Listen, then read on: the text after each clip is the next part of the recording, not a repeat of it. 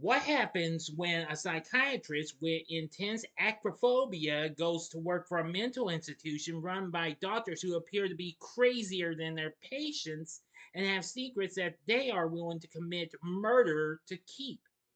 Easy. You got this one right here. And what better way to celebrate April Fool's Day than by reviewing this film by the man who had already given us good films like Blazing Saddles and Young Frankenstein. Here it is. This is my review of Mel Brooks' High Anxiety. This is Big D's Entertainment Rankings and Reviews.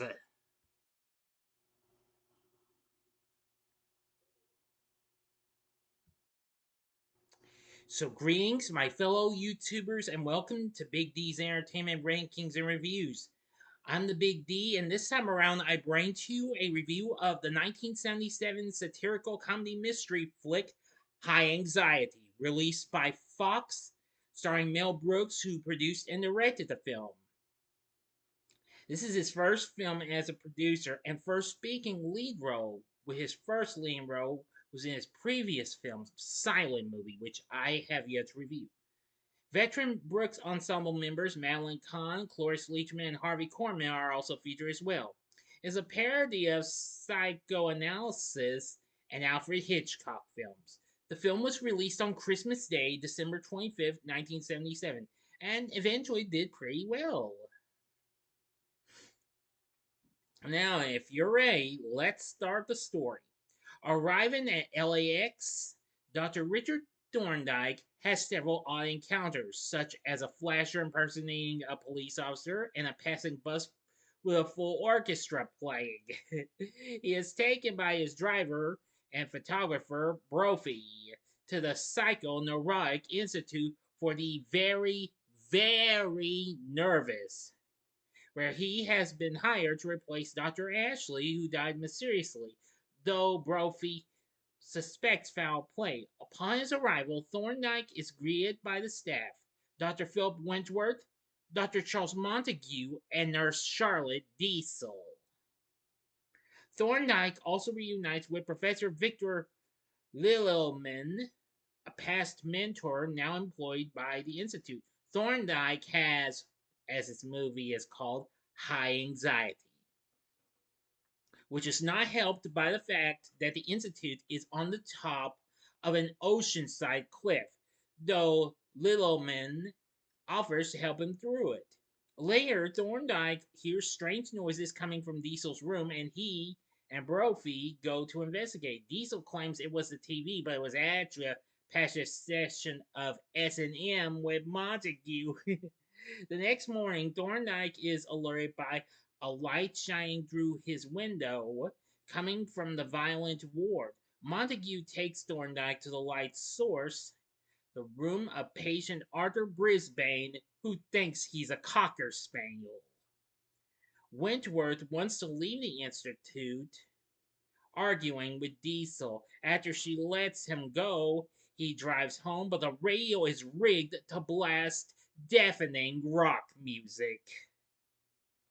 He is trapped in his car, his ears hemorrhage, and he dies from a stroke aggravated by the loud music. Yikes. I know, I was just being, where was I? Oh, yes.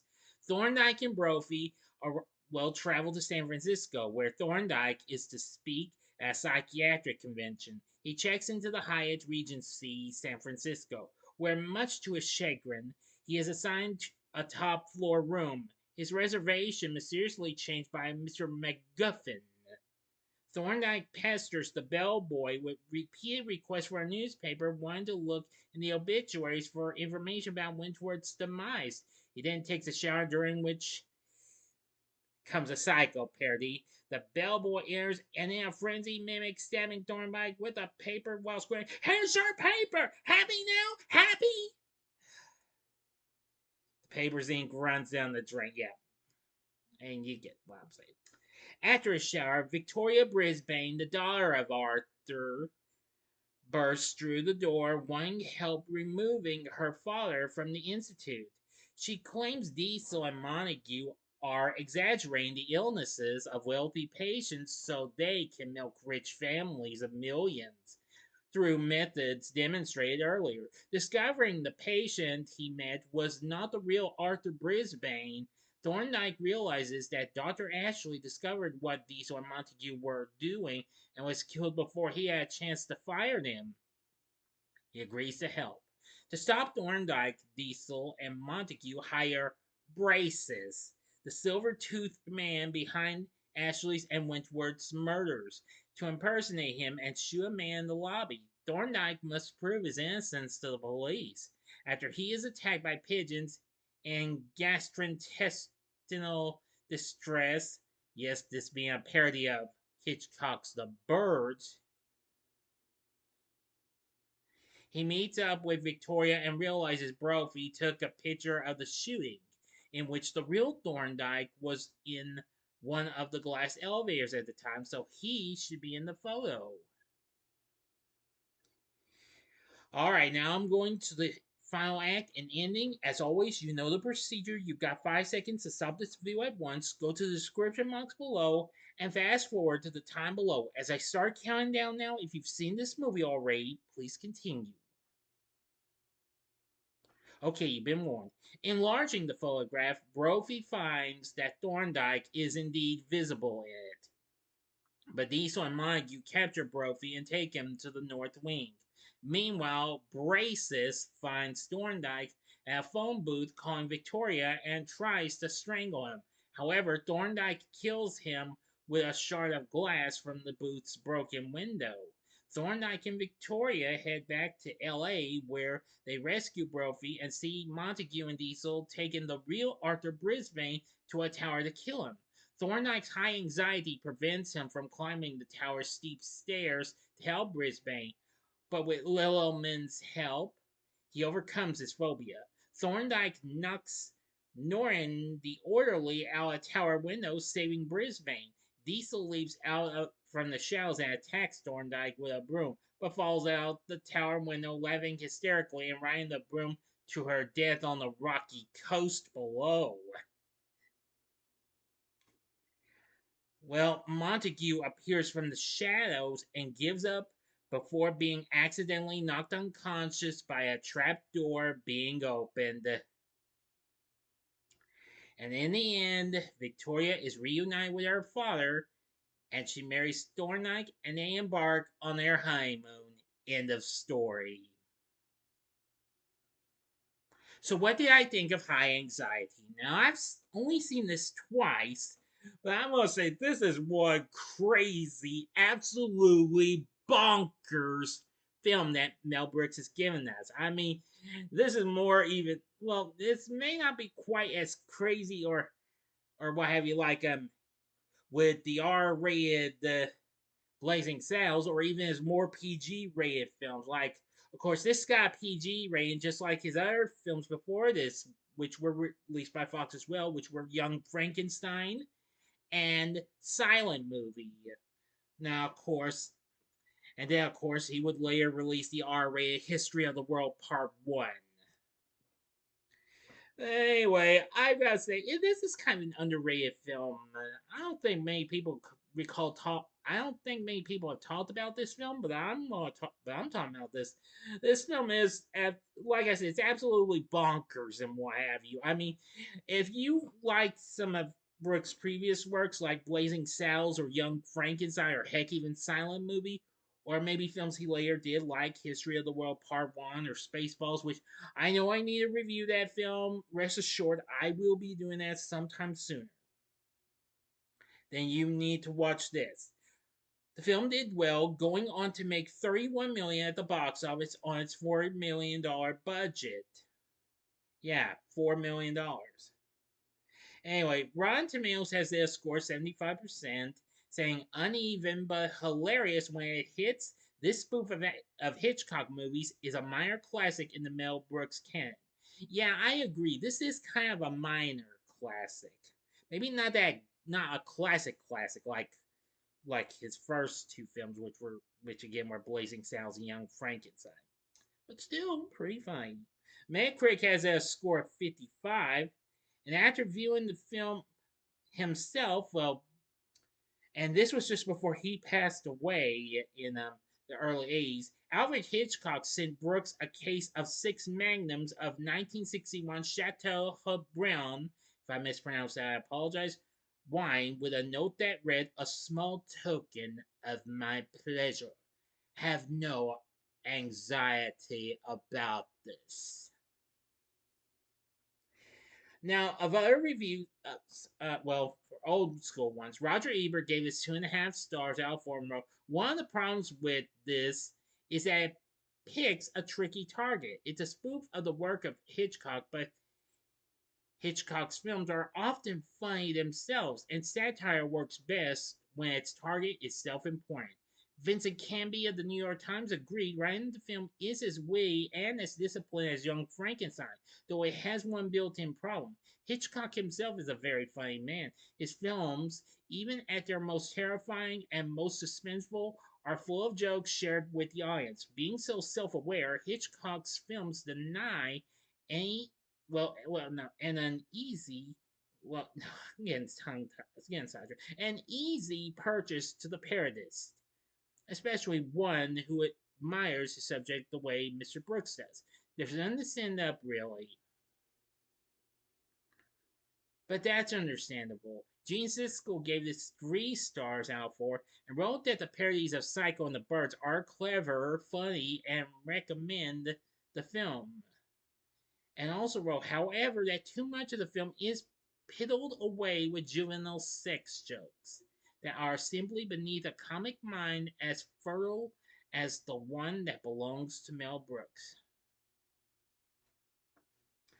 Charles Champlin of the LA Times called it probably the most coherent of the Brooks movies since The Producers, in the sense of sustaining a tone and storyline and characterizations from start to finish as an homage, is both knowing and rever- reverential. Reverenti- rever- Reverential. Sorry, mispronounced that. Apologies. As such, it is, I suppose, also the quietest of the Brooks films, with fewer belly laughs and more appreciative chuckles. But that's understandable. Before the film's release, Brooks held a private screening for Hitchcock and feared the worst when Hitchcock did not react while watching and ultimately left without saying a word. But days later, Hitchcock would send Brooks a case of wine, as I've said, and a note of his approval. So anyway, yeah, high anxiety is kind of a mixed bag and what have you. Sure, it may not come on par with stuff like Young Frankenstein or Blazing Saddles or even some of the other stuff he did before this or even after this. But I will say this is pretty good. This kind of ranks right in the middle of some of the great works that Brooks gave us. The score composed by John Morris is absolutely really good. I absolutely do like the little production number of the song High Anxiety, in which of course he himself, Mel Brooks, does. Now, of course, aside from the Birds and Psycho, the film also parodies other Hitchcock films, which include Spellbound and Vertigo, and lots of other films, as well as Citizen Kane, which I have heard of, and even, of course, with a parody of the James Bond villain Jaws, which, of course, that was Braces. Now, for the cast, we have Mel Brooks as Dr. Thorndyke. I have to admit, he's pretty good in Wivey. He's pretty funny still, though, but I like his performance. Madeline Kahn absolutely shines as Victoria Brisbane. I think this is a real good performance she's given us in this film. May she rest in peace.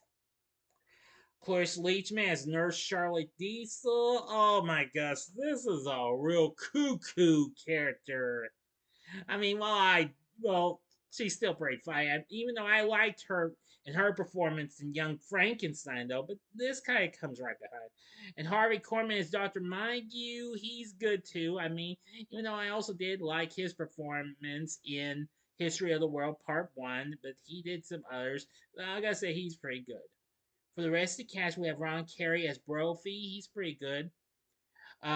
Professor Littleman's voice, well, is played by Howard Morris. Most people would know him as the voice of Beale Bailey, Adam Ant, and Jughead Jones from the Filmation Archie tunes. Yeah, he's pretty good. Let's see, and then of course we have playing Dr. Wentworth is Dick Van Patten. Just I say, yeah, this was right about the time he actually made it on to the scene when ABC. Right, I think it was before or hang on just a sec. Yeah, well, this was after A Is Enough made its premiere earlier that year. Yeah, so he's pretty good. I gotta say his well, the scene where he gets killed by hearing that loud music. Oh my gosh, that is absolutely totally nutsoid or something like that. Oh boy. Jack Riley plays the Hyatt Regency desk clerk. Ron Clark is Zachary Cartwright, a patient believed to be deranged. He was also a writer on the film as well. Rui DeLuca, who also was a writer on the film, played Braces. Uh, yeah, Barry Levinson played Dennis the bellhop, and Lee Delano played Norin, the orderly. Oh yeah, and Charlie Callis played the demented patient who thinks he's a cocker spaniel. Yeah.